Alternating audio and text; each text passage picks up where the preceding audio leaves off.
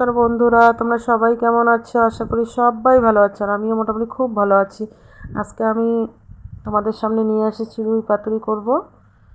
রুই পাতুরি আমি কী রকম করে করব সেটা আমি তোমাদের সামনে আজকে তুলে ধরবো। এখানে আমি একটা পেস্ট তৈরি করে নিয়েছি, টক দই, তারপরে এই যে পোস্ত বাটা, কাজু বাদাম বাটা, সর্ষে বাটা, কাঁচা লঙ্কা বাটা, নুন হলুদ স্বাদ মতো দিয়ে আমি দেখো এখানে মাছগুলোকে আমি মশলার সাথে মিশিয়ে নেব।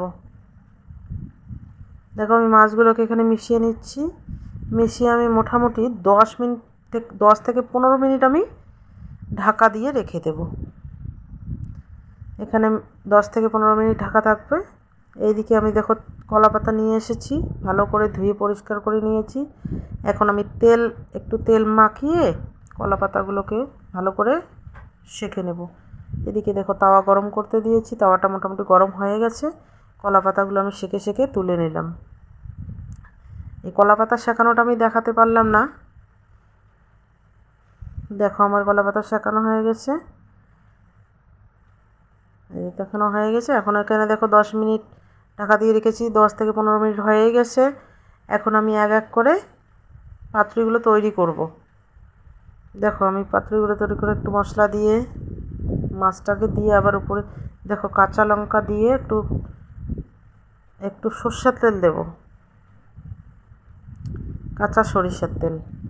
এই যে কাঁচা সরিষার তেল ছড়িয়ে আমি এখন পাতুরিটাকে তৈরি করবো। এক এক করে আমি 4টা পাতুরি তৈরি করেছি।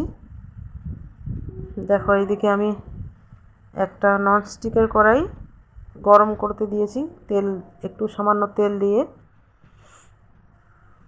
দেখো মোটামুটি গরম হয়ে গেছে। আমি কিন্তু এখন এক এক করে পাতুরিগুলো দিয়ে দেব। এক এক করে পাতুরিগুলো আমি দিয়ে দেব। একদম মিডিয়াম ফ্লেমে এই রান্নাটা কিন্তু আমি মিডিয়াম ফ্লেমে করব, একদম মানে মিডিয়াম করে, বেশি জাল না, কম করে দেব।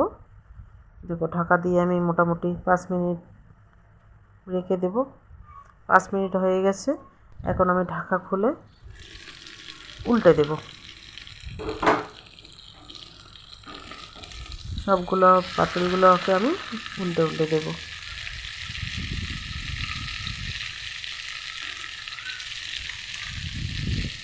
আমাদের রান্নাটা যদি ভালো লাগে অবশ্যই কিন্তু লাইক কমেন্ট শেয়ার এন্ড চ্যানেলটাকে কিন্তু সাবস্ক্রাইব করতে ভুলবে না।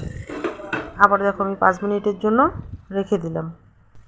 5 মিনিট পর আবার খুললাম, খুলে আবার এটাকে উল্টে দেব।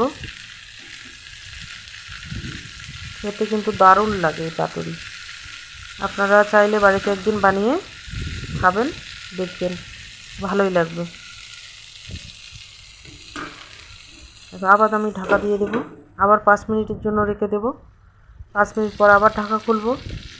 এরকম করে মোটামুটি 20 মিনিটের মতো আমি এটা রান্না করব। আবার উঠে দিলাম। সত্যি দারুণ কিন্তু খেতে।